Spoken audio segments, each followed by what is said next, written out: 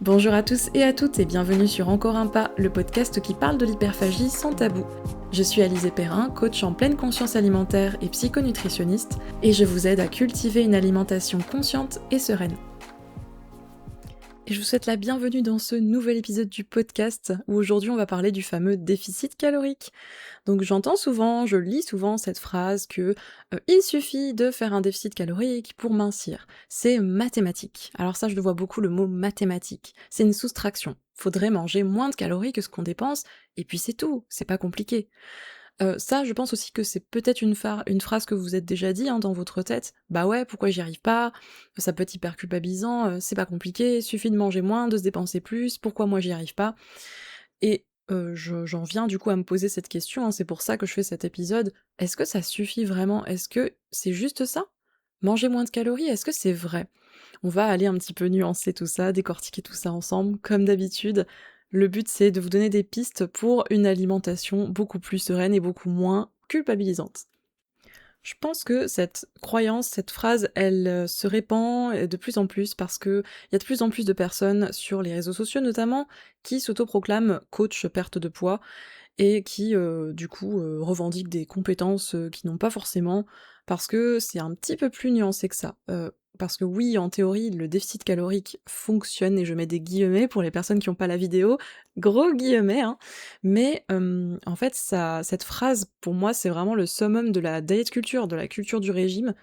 Elle simplifie, à tort, en fait, le principe de ouais, de modification, de perte de poids et elle fait disparaître tout ce qui constitue un être humain, toute la complexité biologique, psychologique et cetera, d'un être humain.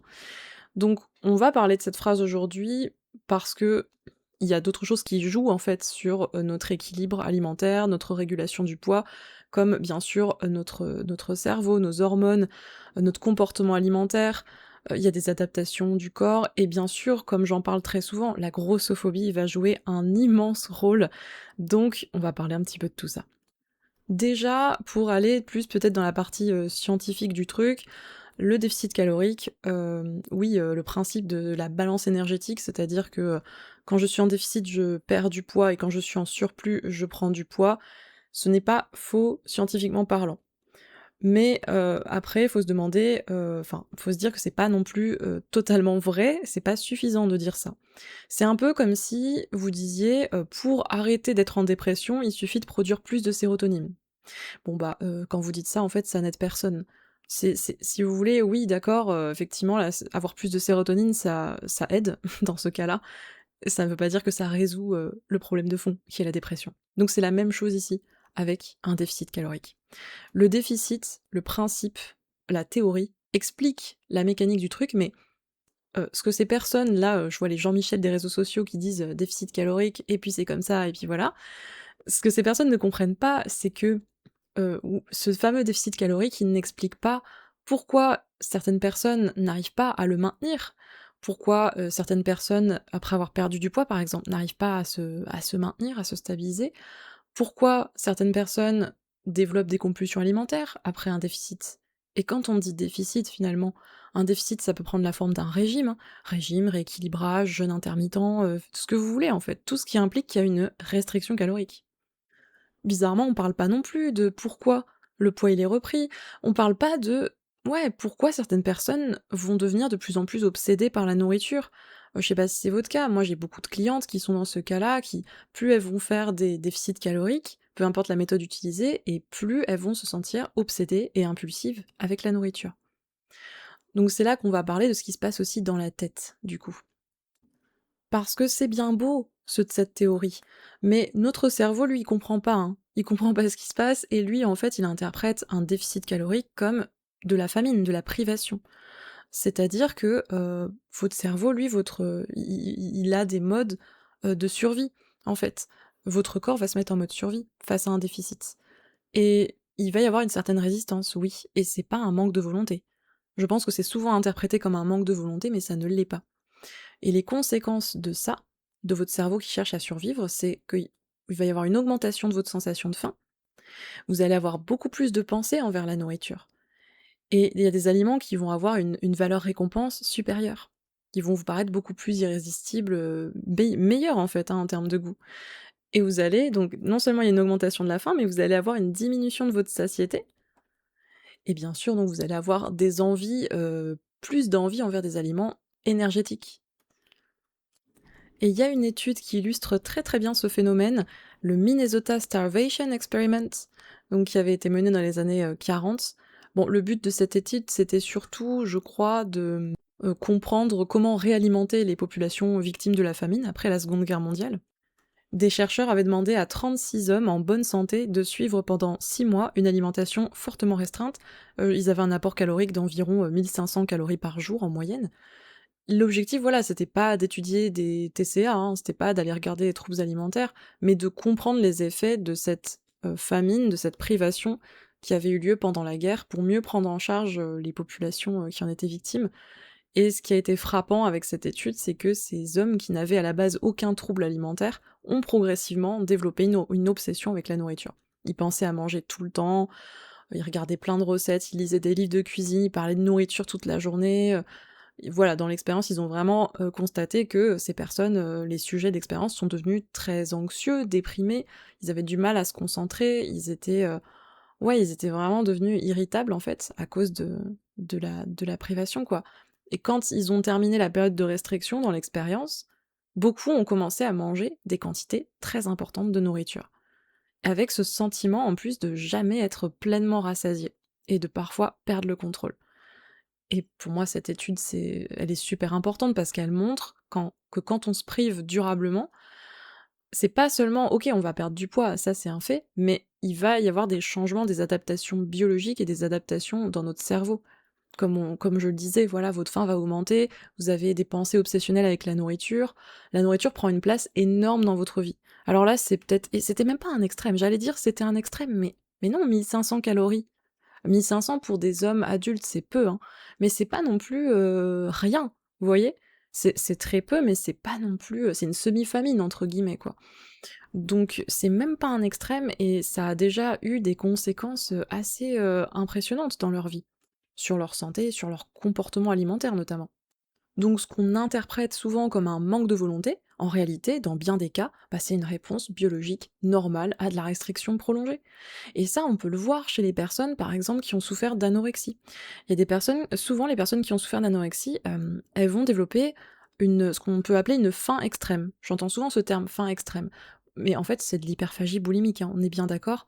C'est-à-dire que c'est des personnes qui, bah, leur corps, suite à des longues périodes de privation, va avoir, cette «faim extrême» entre guillemets, c'est-à-dire un besoin de manger, mais presque incontrôlable et de manger beaucoup, beaucoup, beaucoup et avec le sentiment de pas être rassasié, encore une fois, exactement comme les hommes dans cette expérience.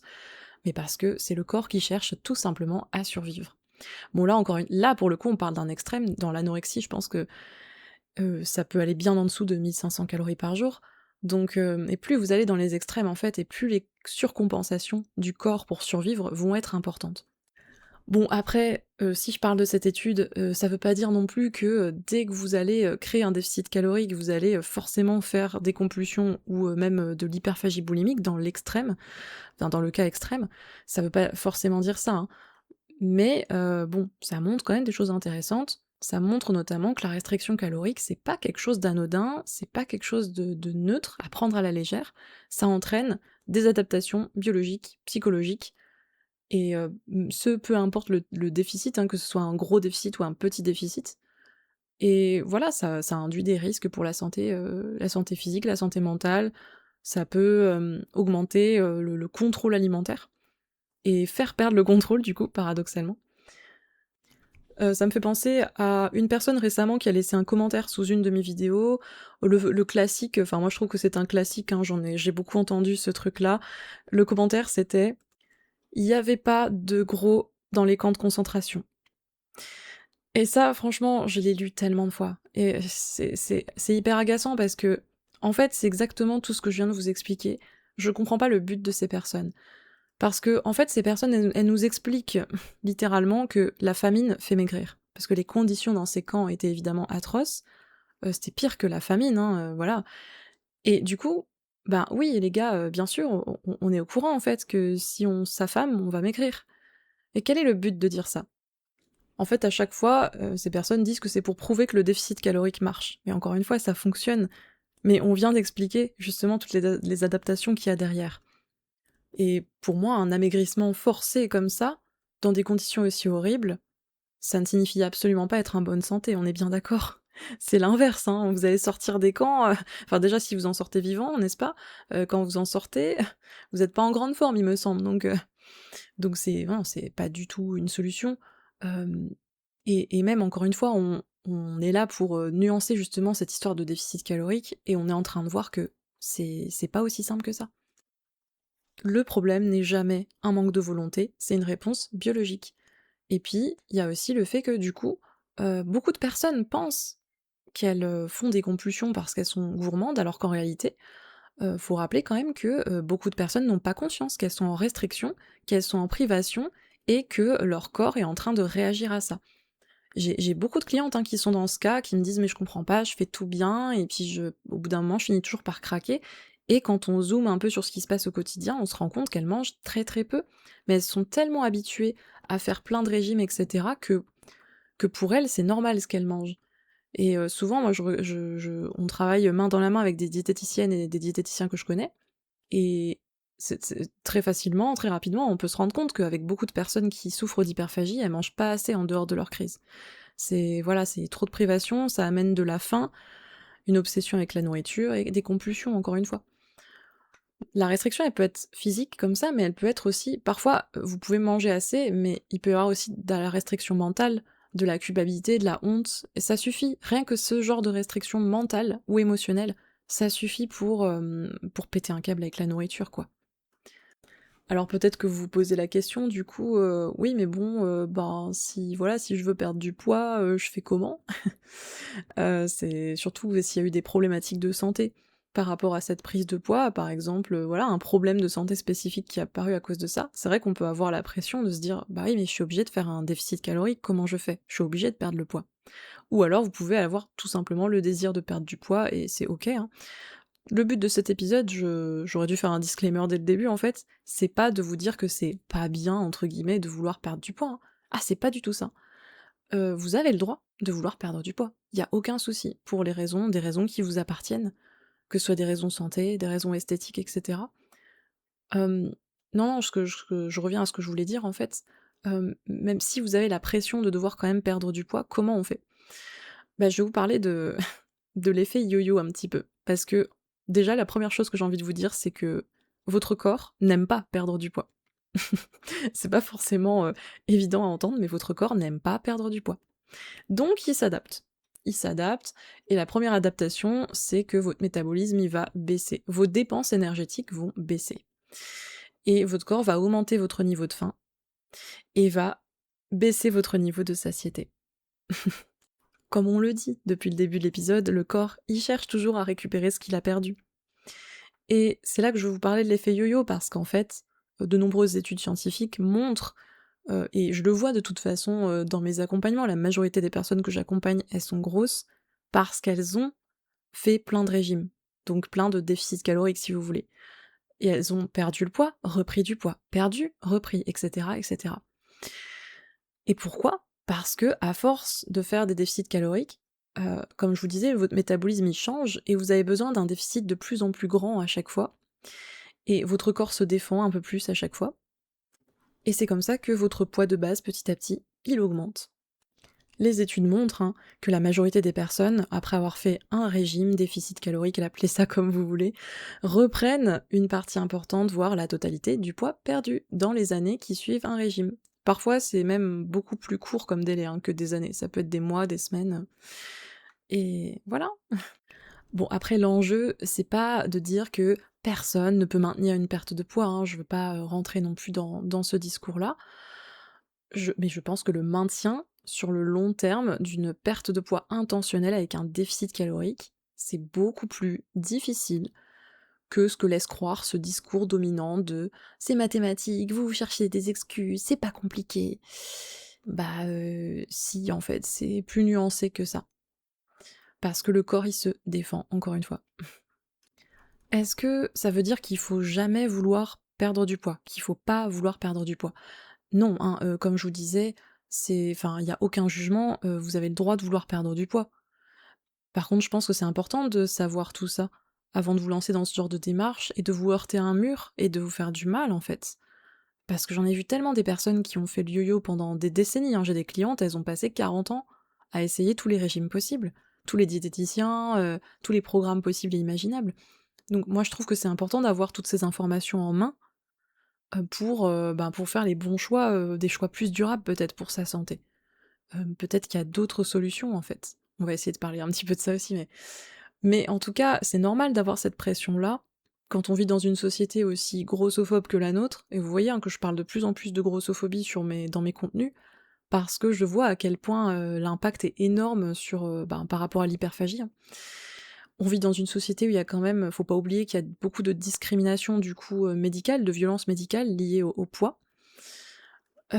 Puis bon, bah, sans compter la pression, les remarques des proches, et puis c'est difficile de s'habiller quand on est une personne grosse, on peut être discriminé, d'un point de vue dans le domaine professionnel aussi.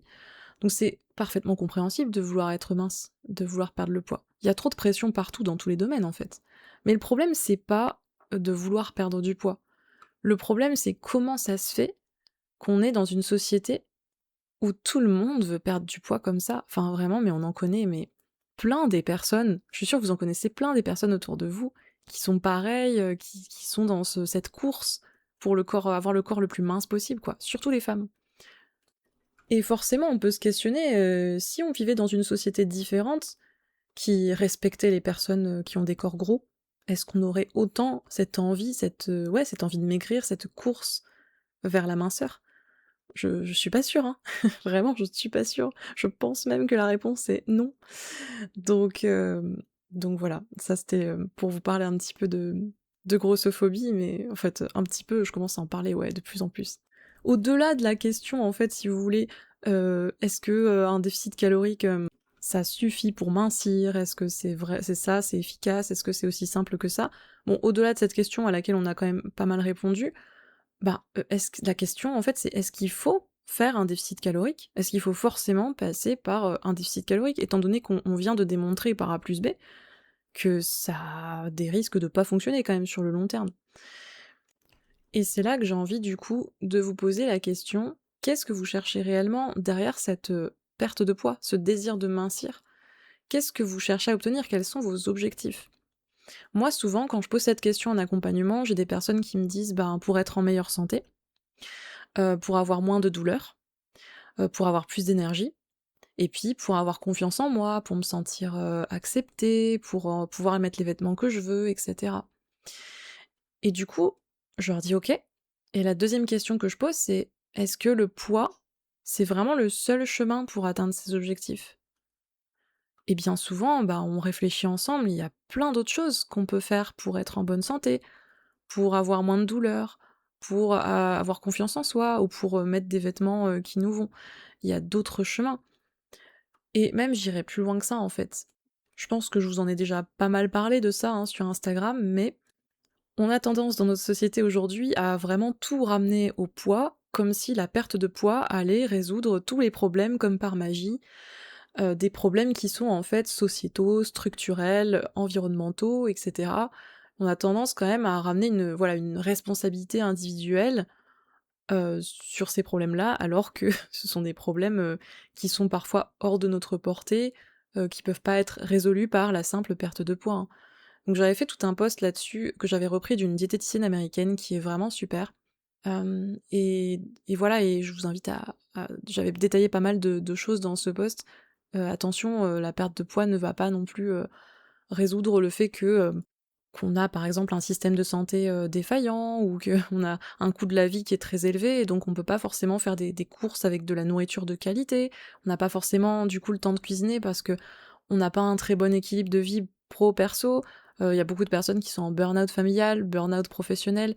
Voilà, je parle de plus en plus de ça sur Instagram parce que je pense que ça contribue aussi au développement de troubles alimentaires, hein, clairement.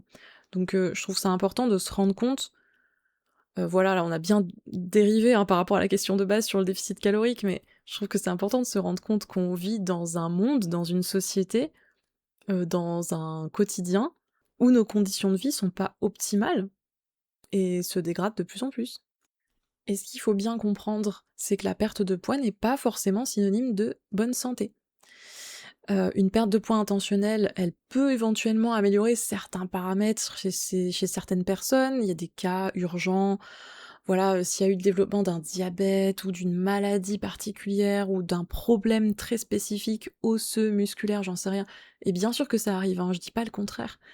Mais attention, le discours pour moi reste le même, enfin mon discours restera le même. Même si ça résout une problématique de santé particulière, cette perte de poids intentionnelle, bah dites-vous que ça peut aussi, d'un autre côté, dégrader votre relation à la nourriture, favoriser des troubles alimentaires, augmenter votre stress, diminuer votre masse musculaire, vous provoquer des carences, favoriser le yo-yo du poids, bref, tous les problèmes que j'ai cités précédemment en fait. Et donc du coup, OK, vous allez peut-être améliorer un petit truc de santé et de l'autre côté, vous allez vous créer plein d'autres problèmes ou aggraver des problèmes qui existaient déjà, quoi. Et moi, je pense sincèrement qu'on peut améliorer sa santé sans, tout, centrer sur la perte de poids. Faut pas oublier que la santé, c'est pas que l'alimentation, le sport, c'est bien dormir, c'est, réduire le stress. Le sommeil et le stress, mais on oublie à quel point c'est important. Tellement on se focalise sur, le poids et l'alimentation. Votre sommeil, c'est la base de tout, hein, dans la vie. C'est vraiment la base de tout. Si vous avez pas un bon sommeil, déjà, c'est compliqué. Le stress chronique provoque énormément de problèmes de santé, on le sait, c'est prouvé. Le mouvement, mais pas forcément faire du sport pour maigrir encore une fois. Ça, on en a parlé, hein, pendant un live avec une enseignante en activité physique adaptée, c'est difficile à dire.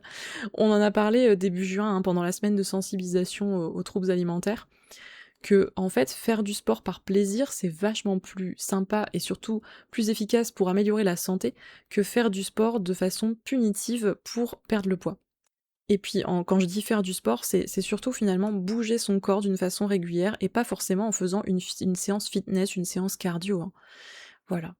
Puis la santé, ça passe aussi par, une alimentation de qualité, avoir une alimentation, qui oui, avec des aliments, de bonne qualité et puis avoir suffisamment de vitamines, de minéraux. Encore une fois, c'est de se décentrer du poids pour aller voir qu'est-ce qui va vraiment faire du bien à notre corps, en fait. Manger suffisamment aussi. Manger suffisamment. Et ça, encore une fois, je vous disais, j'ai tellement de personnes en accompagnement qui mangent pas assez, quoi, c'est un truc de fou. Et puis bien sûr, travailler sur sa santé mentale, ça c'est tellement important. Mais voilà, comme je le disais, le problème c'est qu'aujourd'hui le coût des soins, le coût d'un psychologue et cetera, mais c'est indécent en fait. Alors il y a des plans là qui ont été mis en place, je sais même plus comment ça s'appelle, le truc où vous avez droit à une dizaine de séances avec un psychologue, le truc mis en place par l'État, mais le problème, c'est qu'il y a plus de place chez ces psychologues-là, du coup. Et puis, enfin, pour moi, c'est juste mettre un petit pansement sur, sur le gros problème, de fond, quoi. Mais clairement, il y a un problème, la santé mentale, les soins de santé mentale ne sont pas assez accessibles. Mais tout comme les soins diététiques aussi. Tout ça coûte cher, en fait. Tout ça coûte cher.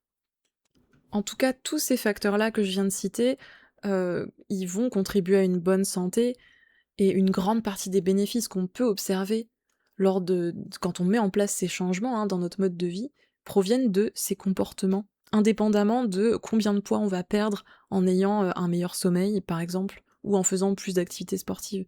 En fait, c'est la mise en place de ces habitudes qui compte le plus finalement. On s'en fiche du nombre de kilos qui a été perdu. C'est pas forcément le nombre de kilos perdus qui va améliorer votre santé. Je pense que, enfin, c'est ça, hein, qui est important à comprendre. Et souvent, voilà, il y a des personnes qui vont mettre en place ces changements, qui vont perdre du poids, et qui vont constater une amélioration de santé et dire: «C'est parce que j'ai perdu le poids». Mais non, c'est parce que, vous avez mis des changements en place qui ont été bénéfiques pour votre santé. Donc, à la question: «Suffit-il de faire un déficit calorique pour mincir?» La réponse c'est: sur le court terme, techniquement, un déficit calorique peut fonctionner. C'est le mécanisme physiologique par lequel le corps perd du poids. C'est l'expression, la définition, si vous voulez. Mais cette réponse, elle est bien incomplète puisqu'elle oublie le cerveau, les hormones, les compulsions, l'effet yo-yo, la santé mentale, la grossophobie. Puis surtout, on s'est interrogé sur la durabilité du truc, hein, dans le temps, sur le long terme. Et surtout, est-ce que ça améliore votre qualité de vie? Et on a vu que pas forcément. Donc la vraie question, c'est pas comment faire un déficit calorique ou est-ce que ça fonctionne vraiment? C'est plutôt comment prendre soin de vous d'une manière qui est durable dans le temps, en fait, sans sacrifier votre santé physique et votre santé mentale, sans abîmer votre relation à la nourriture, c'est ça la vraie question. Au lieu d'aller lutter contre notre poids, moi j'invite toutes les personnes qui me suivent, qui écoutent ce podcast, les personnes que j'ai en accompagnement, à sortir de la lutte, à poser les armes. Je crois que c'est pas la première fois que je vous dis ça, hein. Dans tous les cas, cette lutte, elle est pas bonne, elle apporte rien de bon à votre santé. Pendant tout l'épisode, je vous ai parlé du fait que la perte de poids intentionnelle représente des risques pour la santé et surtout est plus complexe que ce qu'on pense. Après, il y a aussi ce qu'on peut appeler de la perte de poids non intentionnelle, quand le poids se régule et qu'on était à un poids au-dessus de notre poids naturel, on va dire, et que le poids se régule parce qu'on met en place justement des choses qui font du bien à notre corps, à notre santé, qu'on a une bonne relation à l'alimentation. Moi, je peux le voir souvent chez des personnes qui ont souffert d'hyperphagie pendant des années, qui dormaient mal, qui mangeaient peu, qui étaient très stressés, etc. Et quand on apaise tout ça progressivement, il y a une régulation naturelle du poids qui se met en place. Il y a une perte non intentionnelle qui peut se produire. Mais c'est pas forcément le cas de tout le monde, bien sûr.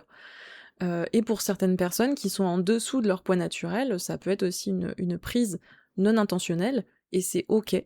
Mais moi je tends vraiment vers ça en fait, vers une régulation naturelle du poids, se décentrer vraiment du contrôle du poids pour aller régler, enfin, pour aller, je sais pas quel verbe utiliser, tout simplement pour prendre soin de sa santé globale. Bon, c'est sur ces mots qu'on va finir cet épisode. Je vous remercie de l'avoir écouté. Bien sûr, je suis disponible comme d'habitude pour répondre à vos questions, que ce soit en commentaire ou par message sur Instagram.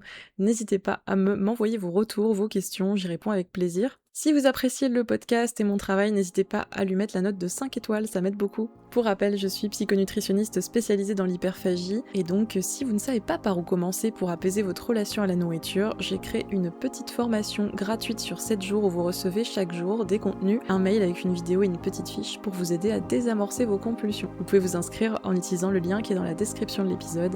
Et bien sûr, je propose aussi un suivi individuel en visioconférence. Vous trouverez toutes les infos aussi en description. En attendant le prochain épisode, je vous souhaite une très bonne journée. Prenez bien soin de vous.